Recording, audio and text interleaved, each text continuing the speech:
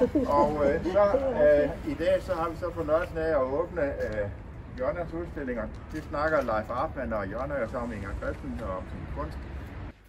Nu står vi så i et rum her, hvor vi kan ligne en lejlighed, et fremmested, og vi skal finde os til rette. Jeg har valgt at bruge gentagelses, motivet mange gange, og jeg vil udtrykke det på den måde, at jeg har skabt nogle billedlige refleksioner over digtet, og taget udgangspunkt i forskellige stemninger og følelser fra strofer og sætninger. Så herovre der er der et rum med forskellige personlige ejendele. Der står nogle sko og en kuffert og så videre.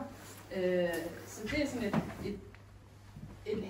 et rum, hvor man lægger sit tøj eller sover. Og så er der et skrive-tænkehjørne over her ved blyanten og lyset. Fordi jeg-personen, hun skriver i digtet, at hun er i gang med at skrive et digt på et tidspunkt. Så er der gentagelserne i kjolerne, der hænger rundt omkring. Og ikke mindst gentagelserne i blomsterne på bordet. Men det har talt meget til mig som kunstner, det der med, at Inger Christensen bruger de her gentagelser. Hun skriver, mens du tegner og kortlægger hele kontinenter mellem sengen og bordet, drejer labyrint i sin ophængning. Og det er ligesom, når man læser en bog selv, og danner billeder af, hvad man læser.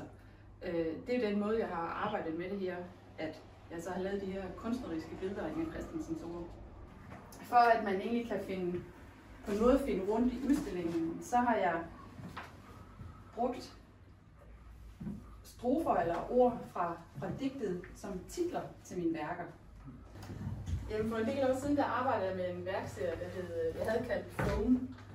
Og der brugte jeg netop fastnettelefonen som symbol i mine værker på, at for at undersøge, om vi egentlig mister noget nærvær ved, at vi snakker mindre med hinanden i telefonen, end vi har gjort tidligere. Altså, vi skriver rigtig meget sammen nu, det er sms, messenger, mail og sådan noget, men vi mister måske noget fra min hypotese, når vi ikke taler med hinanden.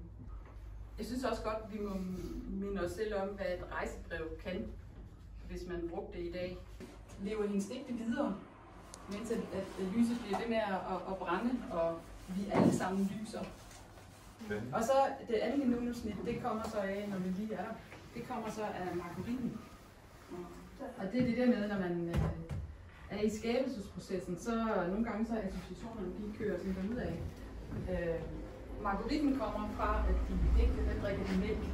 Lige en sidste kort. Ja. Noget omkring farverne, sådan generelt. Har du tænkt meget over, at det skulle være en til mange rundt? Ja, altså jeg har tænkt, at det skulle fungere sammen, det havde jeg tænkt på, ja. At det havde jeg behov for. Og samtidig går farverne i kontrast med hinanden også flere steder, ikke? Men jo,